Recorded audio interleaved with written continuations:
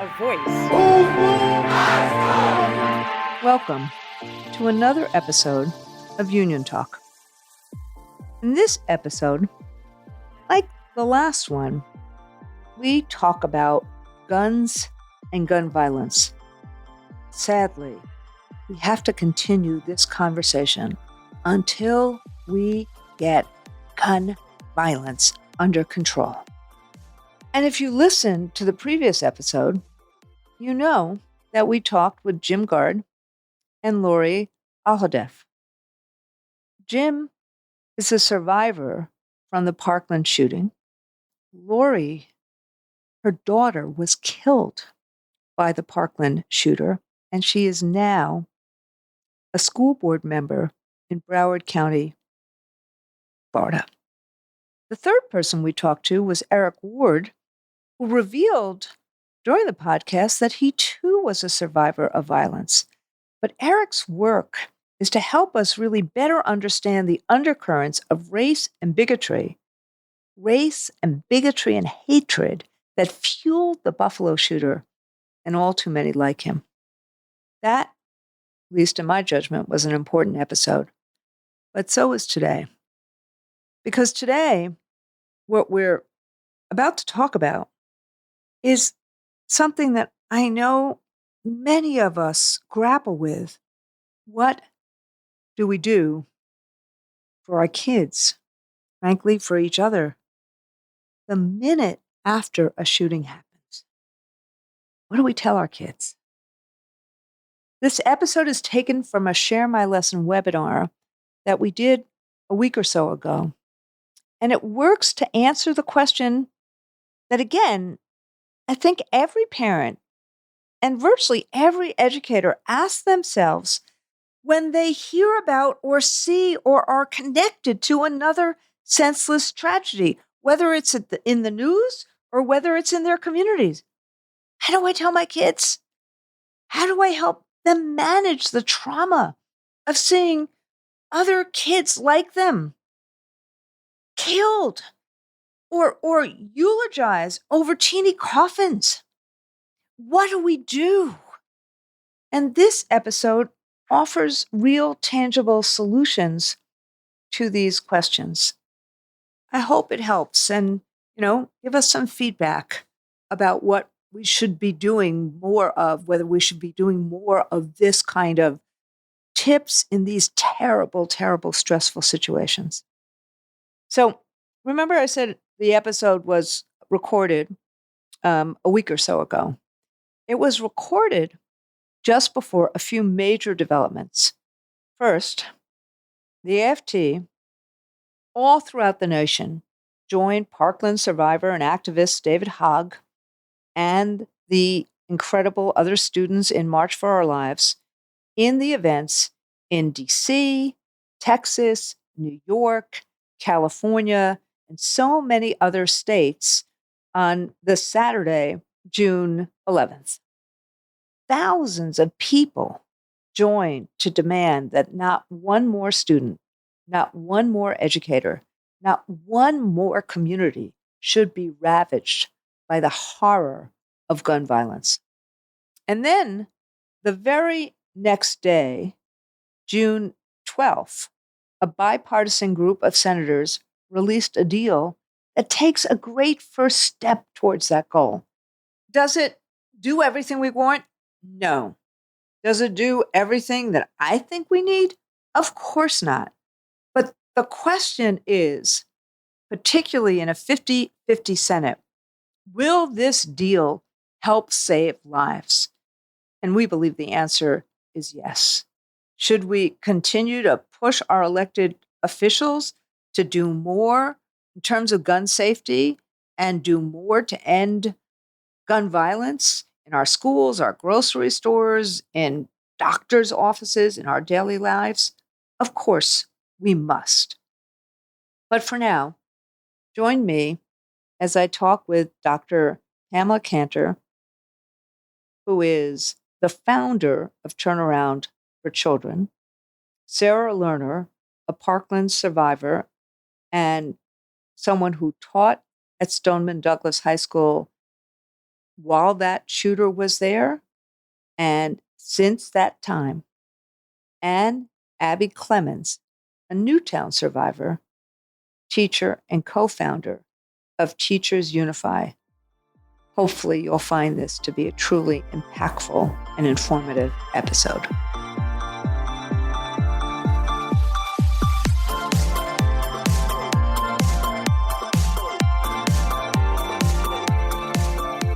We know that guns and hate are a toxic combination. We also know that mental health and guns are a lethal conversation. We know that guns in the hands of people who should not have them are a lethal thing. So how can we focus on gun safety and on saving lives if others in the world can do this?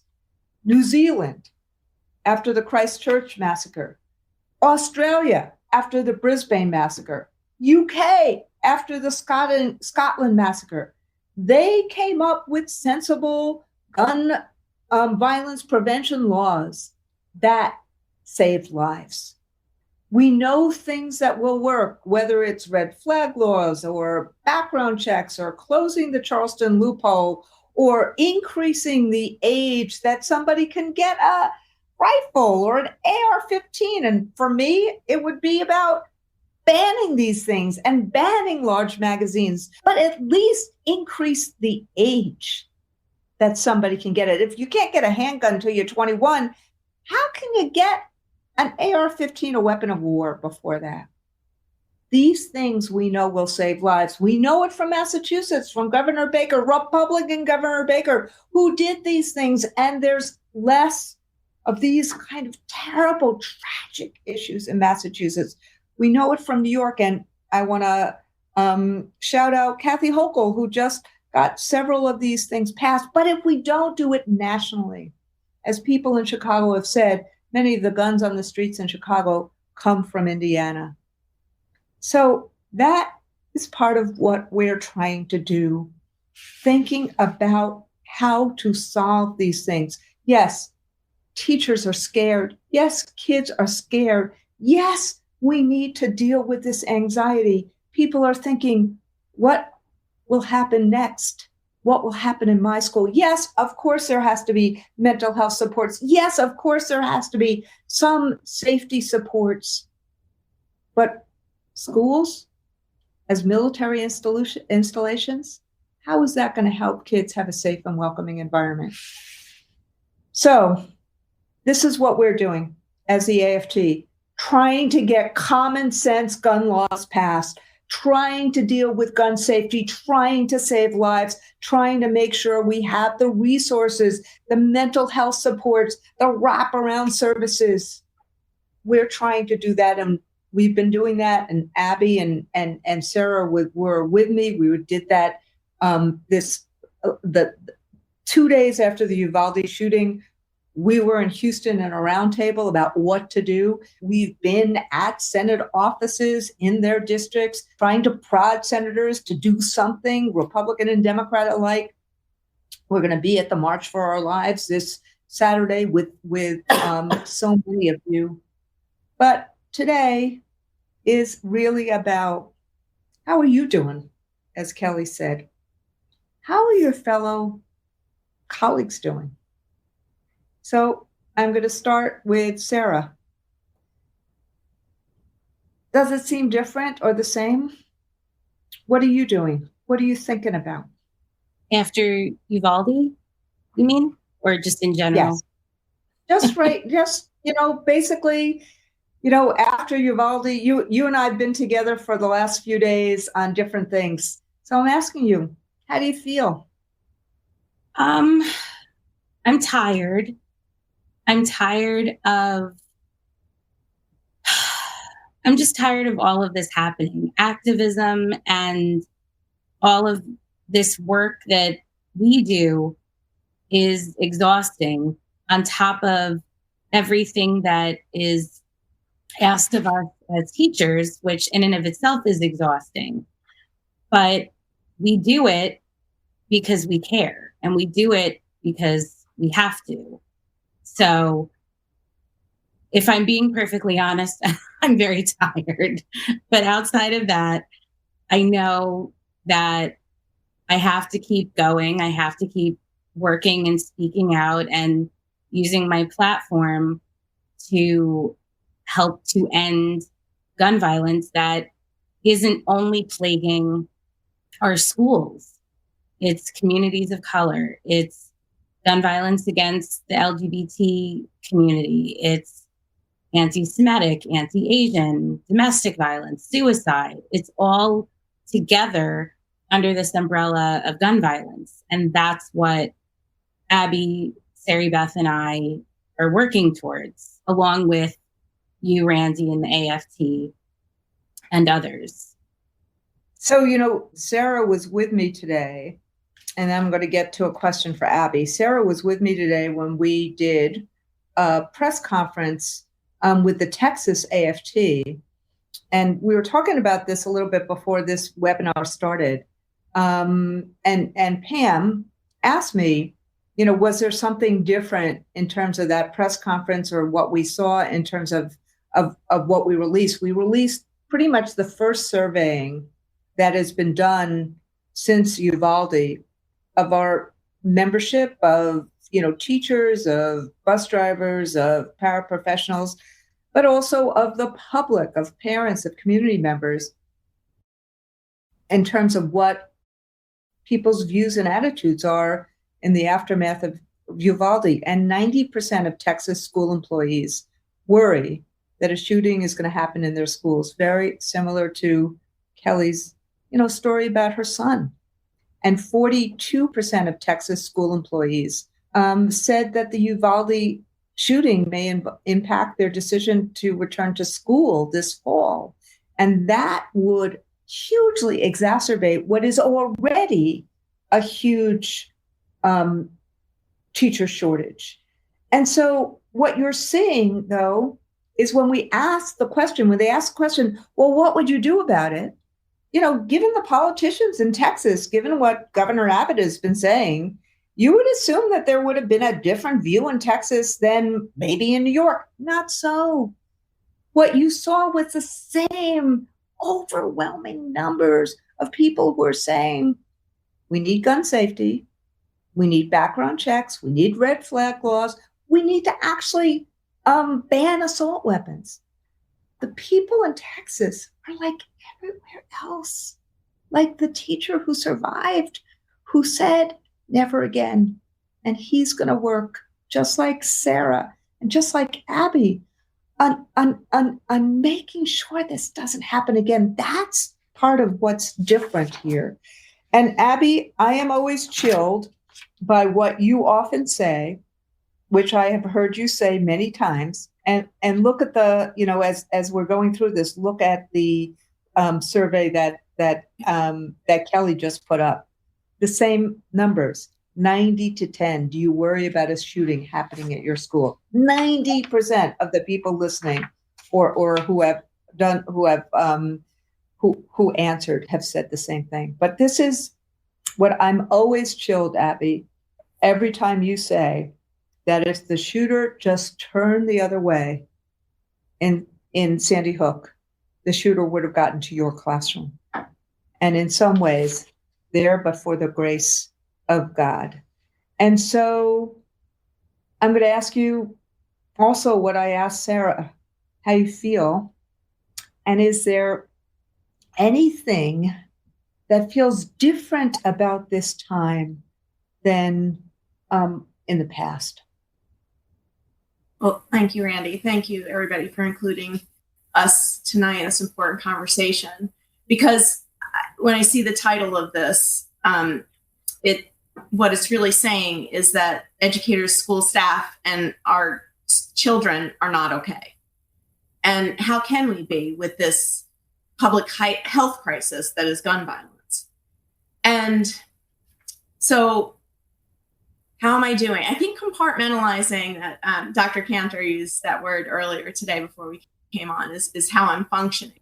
But my heart breaks for the families who've been impacted by all of these shootings in the last few weeks, because in particular, we understand, Sarah and I both firsthand, what it's like in the aftermath what kind of path some of the survivors might be walking in. And so it's heartbreaking. What I do see that's different is a sustained, outrage. I say sustained because I don't think this is going to lag. My colleagues were crying in the hallways the day after Uvalde. I don't honestly know how teachers, school staff function after these things. And, you put on a smile, you tie the kids' shoes, you're commenting on their writing, and your mind is continually redirected to what horror has just happened again in our country that we're allowing to happen over and over again. But Randi, Sarah and I both saw that outrage in Texas when we were there just a couple of days after that horrendous shooting. We saw it at the round table, which was a unique and powerful experience to have 15, 20 educators, school staff, some activists, union leaders discussing this. And the power in these women from Texas who are speaking, I carry that with me. And after all the events that day, Sarah and I went to the protests outside the NRA convention, and Texas is fired up. You would never have known, you would have not known where you were. Homemade signs everywhere, people yelling. And I think that's what I see is different. I think even just in the responses that we're getting from folks all across the country to Teachers Unify who are saying, I've had enough and I'm going to join you. It's just been remarkable. Yep. I feel the same way. And I just want to say that for those who are listening, what we did that morning, that Friday morning, is I called Sarah and Abbey. They're both teaching full time now. They got to leave for the day. They came to Houston with me. David Hogg came as well. I asked Becky Pringle to come as well. And then we had the head of the PTA from Oklahoma. We all kind of converged. Like Wednesday, we made the decision to do it. We all converged. We had parents and teachers from Texas as well, from the Rio Grande Valley, from Houston, from Corpus. And we did a roundtable, which we have available, about what we need to do going forward. And as Abbey just said, it was so powerful about the voices of we need to do something. As a young lady, when I was in Buffalo a couple of last week, was in chalk with her child, holding her child's hand. She was writing with chalk by the memorial, right bordering the Tops supermarket. In chalk, she did this beautiful picture of an American flag, and then she wrote, do something. I think that's what Abbey is saying, and that's what Sarah's saying, that's what we're saying about part of what we're trying to do now. And it does feel different because a lot of people are joining us in that way. Now, Pam is a child and adolescent psychiatrist and a founder of Turnaround for Children.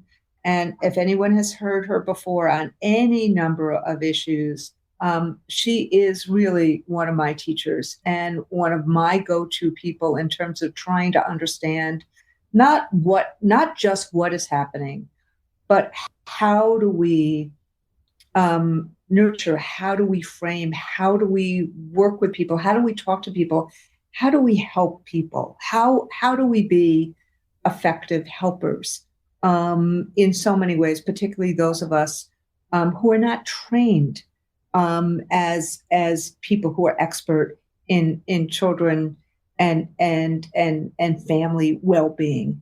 And so, look, you have been in the middle of trying to understand what happened after Columbine. You were one of the child psychiatrists who were called in 1999 to assess what had gone wrong.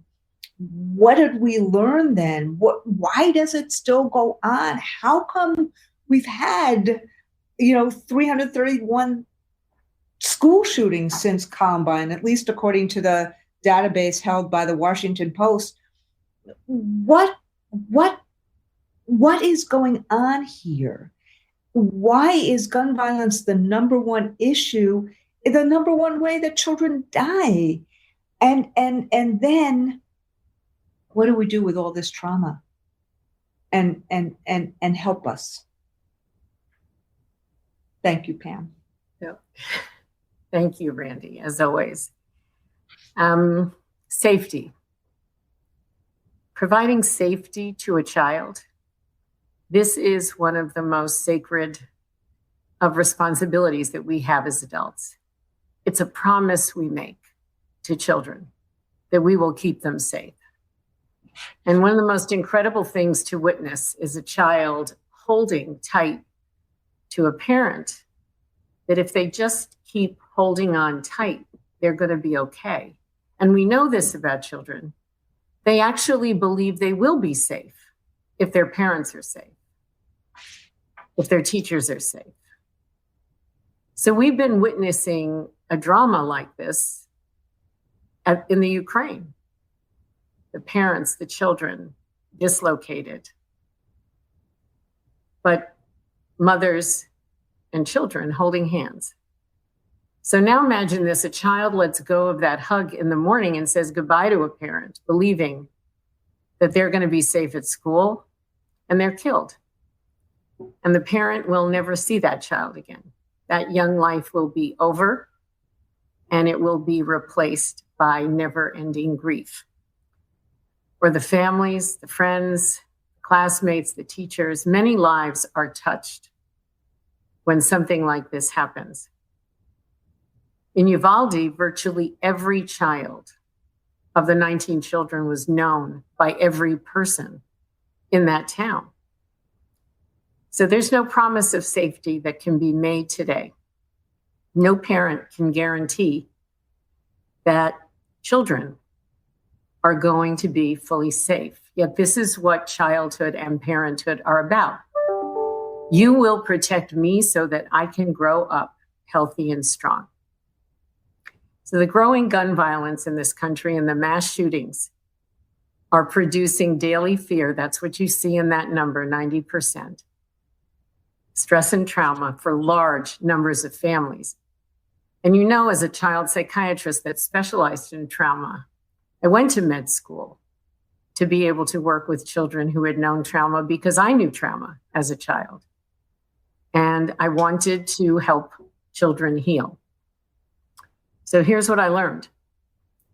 Adversity doesn't just happen to children. It happens inside their brains and bodies through the biologic mechanism of stress. When humans are under stress, when we feel unsafe, the hormone cortisol floods our bodies and our brains. In small doses, cortisol is helpful. It helps us pay attention. We get that feeling of fight, flight, and freeze. It helps us prepare for an important exam or a performance.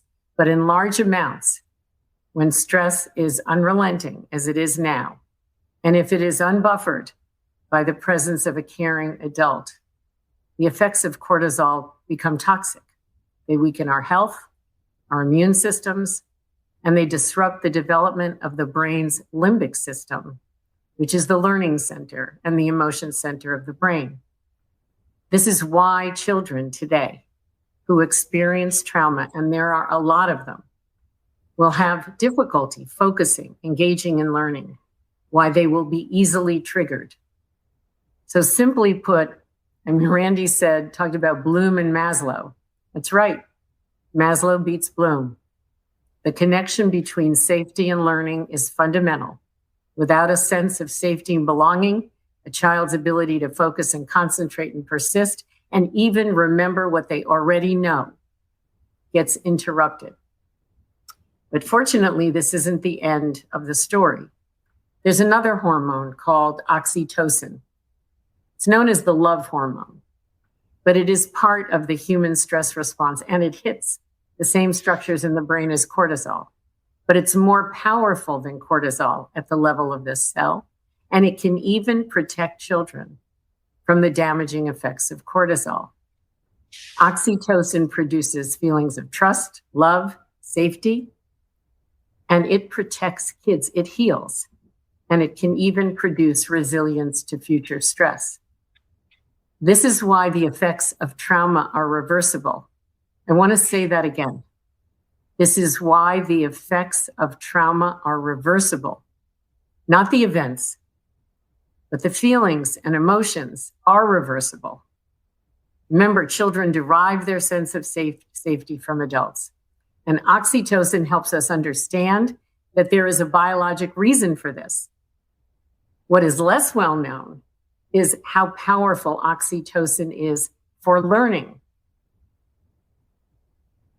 So this is crucial because it tells us that the most important antidote to the stress, this was in Kelly's story with her son, the most important antidote to stress is the human relationship. Wow. Wow. Wow. Wow. Wow. I don't normally write when I'm in the middle of these webinars, but I just wrote myself a whole bunch of notes because as I introduced Pam is always my teacher. And I think that thinking about how we can reverse the effects of stress is so important. So it's not magical thinking. We still really have to do this work, but there's a potential to reverse this through the relational work that parents do with their kids, but also the relational work that we do as a school community. Did I get that right? You got that right. So let me then ask you a couple more follow-up questions. And I'm going to ask it in terms of, so what should we do? How can parents, I'm going to ask it both ways. How can parents help their kids? How can parents help help kids through the process of trauma? And then, I'm going to ask the same thing in terms of educators. Yep. I want to give you a picture, though, of what a student is feeling, and then we're going to put what teachers and parents can do around that. All of you have already expressed the deep sorrow. I can hear it in your voices for the children who have been lost and for the families that are grieving. But if you're a kid, you have every right to say, why is this happening? Why don't the people who are supposed to protect us do that? I'm sure that they look at us and they know that we're failing them. What kind of example is this? How can this be our country? And how can we not be effective at changing this? We know that the grief and loss in Texas will be there forever, but we are the witnesses. Our kids are the witnesses. And witnesses cannot stand by passively and just watch. We have to take action. That's what's so important about what Sarah just said. We need to support our kids in taking action because passivity is actually really bad in the face of trauma. Action heals. So if you're a young person listening to this, I would want you to tell people you trust what you are feeling, no matter how bad it is, and tell them what you want them to do. And be angry and be sad, but say it. Let us know if you are scared to go to school, or you can't sleep, or you can't keep your mind on important things. Tell it to the people you trust, because being silent will not help. You're not alone. By this time, you must know that. Don't rely on social media for answers to your questions. There is so much misinformation out there, you just can't be sure that what you are learning is even true. Talk to the people you trust. Listen to the people you trust. No one likes to feel helpless, but it's so easy to feel helpless today. Look at what the kids from Parkland have done and are doing this weekend. They've organized. They're taking action. You can take action, and you will feel better if you do. The momentum on these issues will grow if we grow it. So your voice is super important. And our job as adults is to make the time and the space for you to tell us what's going on. We need to listen, and you need to speak. So Randi asked, what should parents do? And I have put together a few things. Some might be obvious. Hopefully not all of them are. First, start a conversation like what Kelly did. She knows that I've written about that before after Sandy Hook. Initiate the conversation. Don't wait for your kids to bring up that they're in pain over the shootings or they don't feel safe. You might have to adjust how you respond to their ages, but listen so that you can respond to their concerns truthfully.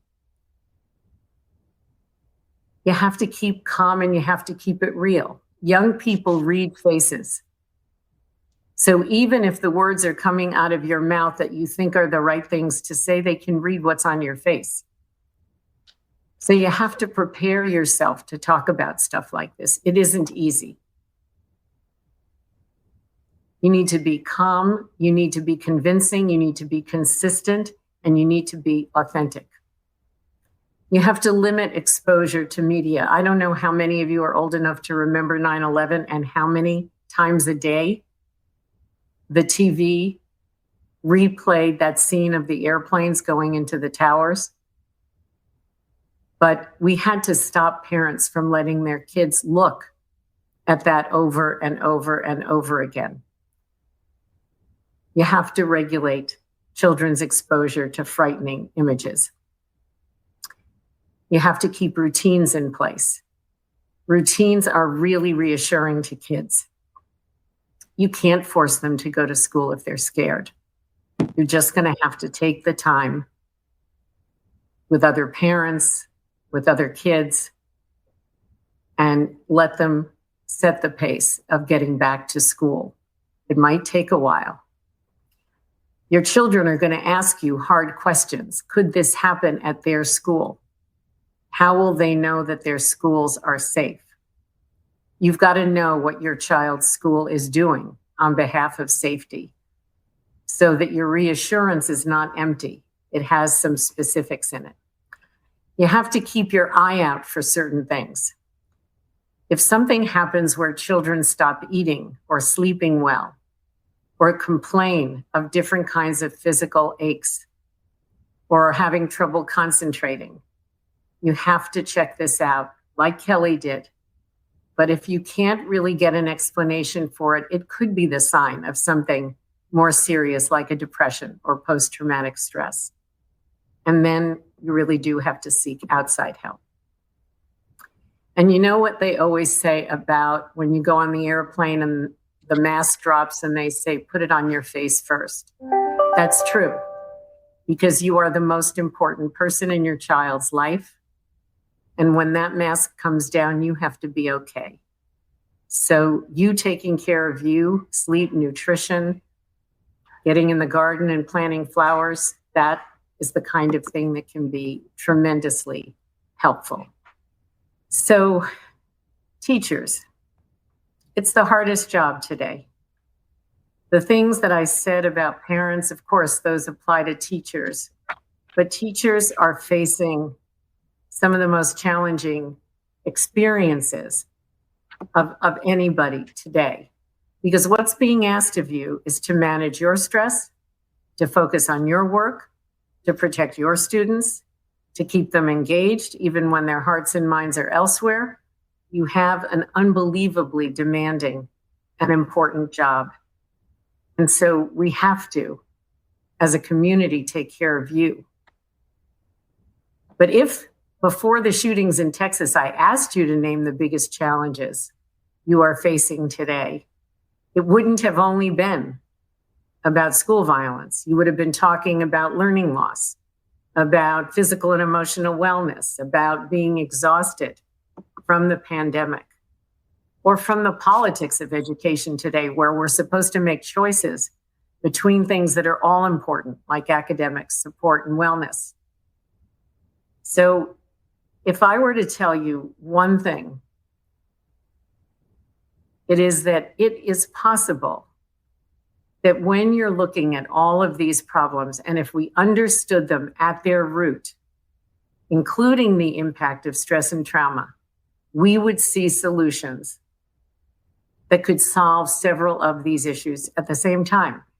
Because the solutions start with fuel. We all need it for energy, for motivation, for engagement, for belief, for confidence. We need to be able to confront the challenges of today with the knowledge we have today, and our kids cannot do it without fuel, especially our teens. Can you imagine what happens to the spirit and mind of a teenager when they can't see the future? This is what's going on for kids today. But what the science of learning and development tells us is that we can actually build environments intentionally for safety and belonging, for rich instructional experiences. We can put relationships at the center of learning, so we can support the learning purpose of school and reducing stress and the impact of trauma at the same time.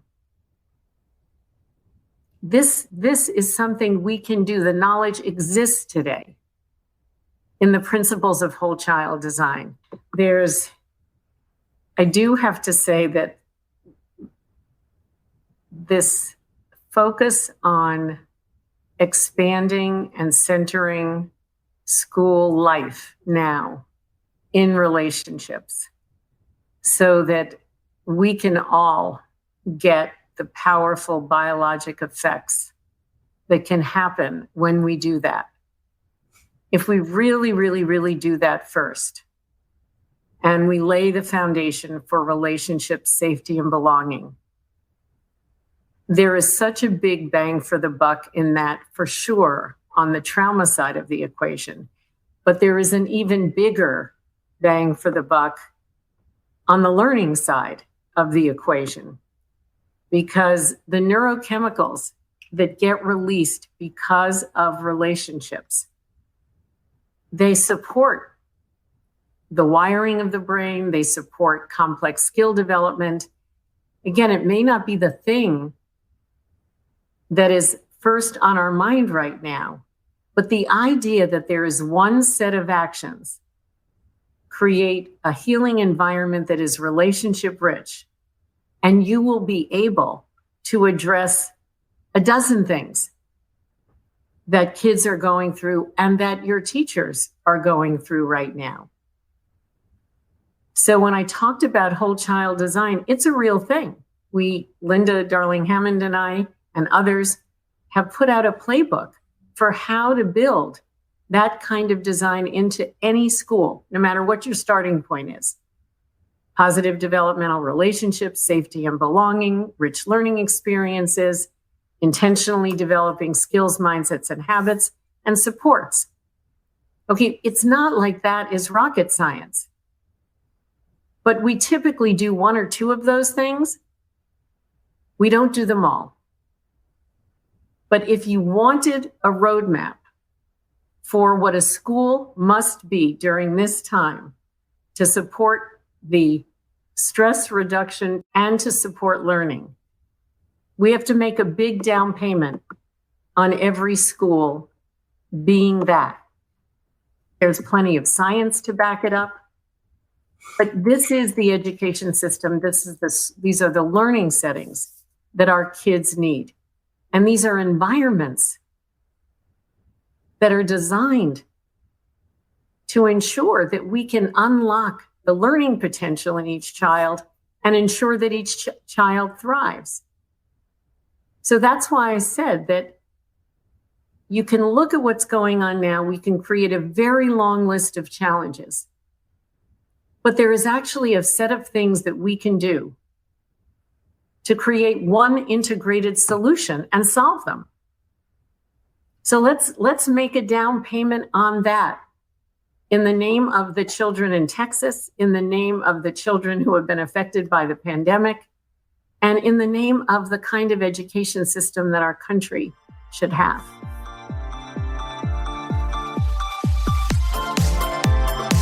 I hope you enjoyed this episode of Union Talk. Remember to subscribe wherever you listen to your podcast and tune in every other week for a new episode. Thank you, be safe, and be well.